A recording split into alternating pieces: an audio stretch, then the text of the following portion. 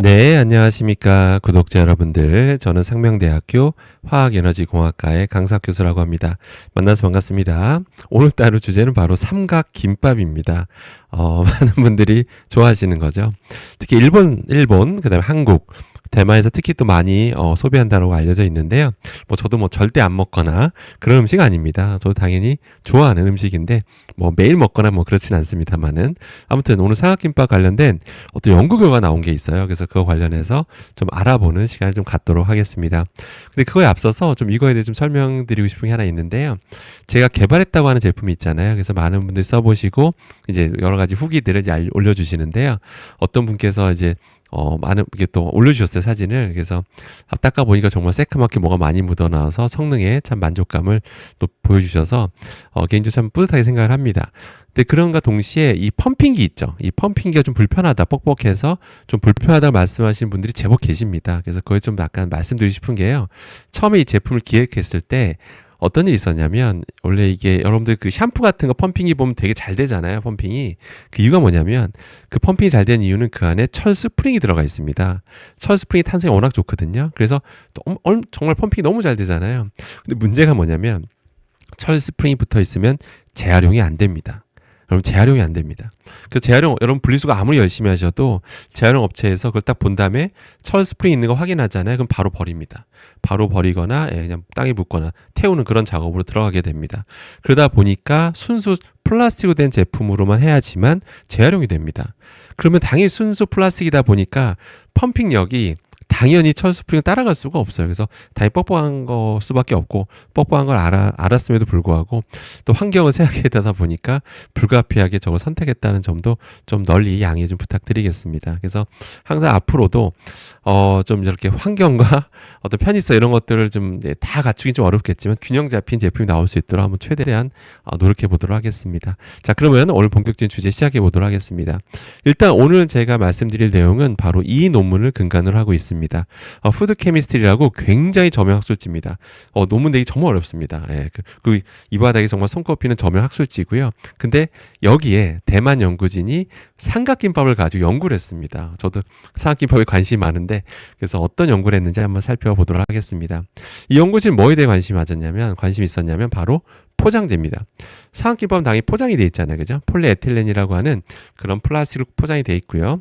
그 다음에 이제 비교를 해야 되다 보니까 이제 죽 용기, 다음에 대만 사람도 당연히 죽을 먹습니다. 그 다음에 이제 우유 있죠. 예, 당연히 우유, 거기도 우유 먹죠. 우유가 보통 다 기본적으로 우유 종이로 기반으로 해서 내부가 폴리에틸렌이라는 플라스틱으로 이제 코팅이 돼 있습니다. 그 세 가지를 가지고 이제 전자레인지 덮여서 많이 먹으니까 전자레인지를 한번 가열해 본 거예요. 그 전자레인지가 이제 눈여겨 보셔야 될 게 700W입니다. 참고로 우리나라는 편의점이 대부분 1000W예요. 그래서 그건 좀 비교해서 보셔야 됩니다. 우리나라 게 더 세다라고 이제 보시면 되는데, 그래서 1분부터 해가지고 5분까지 가열해가지고 과연 어떤 일이 벌어진지 이제 살펴봅니다.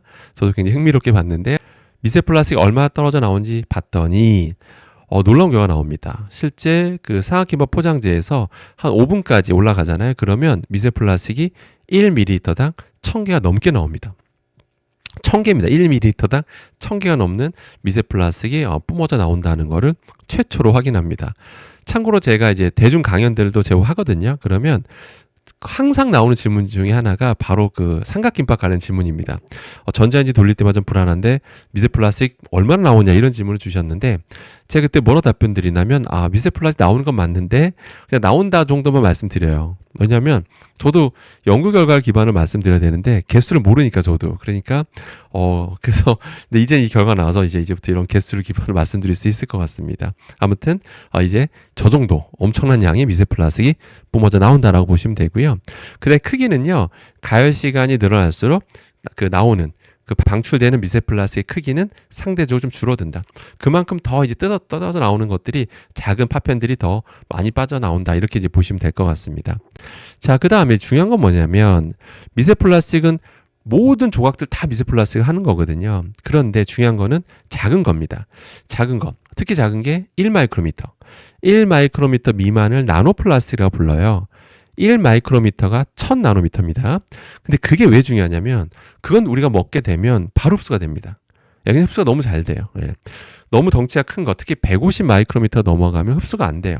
그러니까 당연히 변후, 시간 지나면 변후로 배출되는데 특히 저렇게 작은 것들은 그냥 흡수가 너무 잘 되는 거예요. 뭐 그런 결과도 너무 많습니다, 참고로. 근데 아무튼 전자레인지에 1분에서 3분까지만 가열해도, 그러니까 그렇게 긴 시간이 아니잖아요. 그런데도 나노플라스틱이 생성되더라 라는 걸 이 연구진이 최초로 밝혔다 라고 보시면 되겠습니다. 그럼 이제 비교를 해볼게요. 과연 이 나오는 미세 플라스틱 나오는 정도가 다른 거에 비해서 많은 건지 적은 건지 살펴보면 놀랍습니다. 똑같이 5분 동안 이제 가열했을 때 폴리에틸렌이라고 하는 미세 플라스틱이 얼마나 많이 나오느냐라고 비교했더니 보시는 것처럼 이런 우유팩이나 이런 죽 용기보다 훨씬 더 많은 양이 뿜어져 나오는 것까지도 확인하게 됩니다. 근데 이거는 뭐 과학적으로 충분히 가능한 얘기입니다. 예, 이거 황당한 실험 결과가 보이지는 않아요. 예, 그래서 또 너무 깊게 들어가면 이제 또 너무 화학적 원리를 설명드려야 되니까 그거는 패스하고 그냥 충분히 가능한 결과다라고 이제 보시면 되겠습니다. 자, 그 다음에 중요한 건 뭐냐면 3분까지 아까 700W라고 했었죠. 세기 3분까지는 증가한 정도가 그렇게 크지 않았습니다. 그런데 4분에서 5분 정도, 그러니까 4분이 넘어가게 되면 그런 방출량, 그런 미세 플라스틱이나 이런 것들의 방출량이 아주 크게 증가하더라. 예, 이렇게 이제 보시면 되겠습니다. 그럼 이걸 보고 그럼 3분까지는 괜찮네 라고 생각할 수가 있는데 아까 말씀드린 대로 700W입니다. 대만은. 근데 우리는 1000W입니다. 그러니까 이걸 그대로 대입할 수는 없는 거죠. 그래서 참고하시면서 보셔야 됩니다. 그다음 중요한 건 뭐냐면 과연 저렇게 떨어져 나온 게 진짜로 독성이 있느냐 이걸 봐야 되잖아요. 그죠? 그 저 정도 양은 먹어도 괜찮아요 정도인지 아니면 진짜 무시하면 안 되는 건지 살펴본 거죠. 이 연구진이. 당장 사람한테 할 수는 없으니까 이제 그 뿜어져 나온 거 있죠. 그 방출된 물질을 쥐 실험을 합니다. 간세포에 이제 처리를 해봅니다. 정말 간에 노출됐을 때 어떤 일이 벌어지는지 본 거예요. 봤는데 놀라운 결과가 나옵니다. 실제로 96시간 지난 후 보니까 그 세포 생존율이요 85%까지 떨어집니다. 함부로 15%가 죽었다는 얘기예요. 쉽게 얘기해서 15%가 이제 줄어든 건데 엄청난 숫자입니다. 예, 당연한 거죠. 유의미한 숫자고요. 근데 재밌는 게 뭐냐면 우유팩이나 죽 용기에서 나온 추출물 가지고 이제 세포 독성을 봤더니 그 세포 생존율이 별 차이가 안 나더라. 거의 독성 결과가 안 나타났다는 거예요. 왜 그랬나 보면 뭐 이유는 하나죠. 뭐 왜냐하면 아까 말씀드린 대로 삼각김밥 포장재에서 훨씬 더 많은 양이 뿜어져 나왔죠. 예, 그러니까 당연히 그걸 그대로 가지고 실험하니까 훨씬 더 많은 양이 있으니까 이런 추출물들이 미세 플라스틱 같은 것들이 많으니까 당연히 간세포 영향도 많이 줬겠죠. 예, 그러니까 그렇게 이해하시면 될 것 같습니다. 예, 그래서 우유에서 나온 미세 플라스틱이라고 무조건 안전한 이게 아니라 양의 차이인 거다라고 보시면 되겠습니다. 그다음에 연구이 또 뭐까지 보냐면 산화스트레스까지 봅니다. 그런 삼각김밥 포장재부터 나온 이런 추출물들 가지고 또 실험을 해보니까 확실히 물론 동물 실험 결과긴 합니다만 그걸 추출한 걸 그대로 실험했음에도 불구하고 우리 그 동물 실험 결과 산화 스트레스가 증가하더라. 염증 반응도 증가하는 것까지 실험적으로 완벽하게 규명을 한 그런 최초의 논문이었습니다. 이렇게 이 정도 하니까 저런 세계적인 학술지에 실렸다라고 보면 될 것 같습니다. 자, 그래서 이제 그러면 여기서 뭔가 이제 팁을 좀 드려야 될 것 같은데요. 지금까지 여기까지 영상을 보시고 이제는 절대로 편의점 삼각김밥 또 별도의 삼각김밥은 절대 사 먹으면 안 되겠다 이렇게 생각할 수도 있을 것 같은데요. 근데 뭐 제가 항상 문제점만 지적하는 사람이 아니라 항상 그러니까 팁도 알려드리잖아요. 그래서 그걸 좀 말씀드리면 일단 대만 결과는 700W라고 말씀드렸죠. 그리고 1분에서 5분 정도의 그런 실험 결과고요. 근데 현실적으로 우리나라는 이제 1000W라고 말씀드렸고 보통 1분에서 5분 돌리는 경우가 흔치는 않습니다. 보통 많이 돌려 1번 정도더라고요. 주변 분들을 보면 보통 일반적인 권장사항, 그러니까 권장사항이 좀 그런데 보통 한 30초 정도 돌리잖아요. 그죠? 예, 그래서 그러니까 1000W 기준으로 우리가 30초 정도 돌리는데 저는 딱 그 정도가 마지노선인 것 같아요. 제가 나름의 이 분야의 전문가로서 추정을 한 거거든요. 참고로 대만 소재, 그 폴리에틸렌 소재와 국내 그 폴리에틸렌 소재가 물성이 똑같지는 않습니다. 무슨 얘기냐면 똑같은 폴리에틸렌이어도요. 어디서 생산되느냐에 따라서 그 물성이 좀 다릅니다. 좀 너무 깊이 있는 내용이라 그거는 이제 설명을 생략하기로 하고요. 아무튼 똑같지는 않습니다. 근데 그래도 아무튼 이것저것 고려해서 제가 좀 추정을 하자면 딱 마지노선이 딱 30초인 것 같아요. 딱 그래서 1000W 기준으로 한 최대 30초는 절대 넘기지 말자. 이렇게 좀 기억하셨으면 좋겠습니다.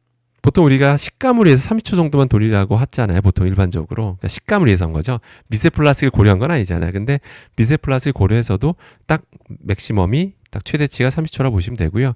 한겨울에 막 더 따끈따끈하게 즐기고 싶어서 그 이상 뭐 1분 이상 돌린 경우도 있잖아요. 근데 그렇게는 좀 안 하셨으면 좋겠습니다. 참고로 30초를 돌려도 뭐 미세 플라스틱, 나노 플라스틱은 떨어져 나오긴 합니다. 하지만 그 방출되는 양이 앞서 나온 결과들처럼 뭐 저렇게까지는 안 나오게 하려면 아무튼 맥시멈 30초. 그러다 너무 차가운 상태로 먹을 수는 없잖아요. 근데 5초만 돌릴 수는 없지 않습니까? 그렇기 때문에 돌린다면 맥시멈 30초. 이것만 좀 기억하시기를 당부드리겠습니다. 결론입니다. 삼각김밥과 관련된 최초 연구 결과를 소개해드렸는데요. 저도 이걸 통해서 좀 정확한 어느 정도 그 미세 플라스틱이 뿜어져 나오는 양도 좀 이번에 알게 됐는데요. 그래서 아무튼 드실 때, 그도 아무튼 주의사항. 그래서 드실 때 항상 이런 어떤 그 조리 시간, 그 전자레인지 덮이는 시간도 꼭 참고하셔서 또 안전하게 드시기를 바라겠습니다. 항상 성원해주셔서 감사드리고요. 전 다음에 좋은 주제로 찾아뵙겠습니다. 감사합니다.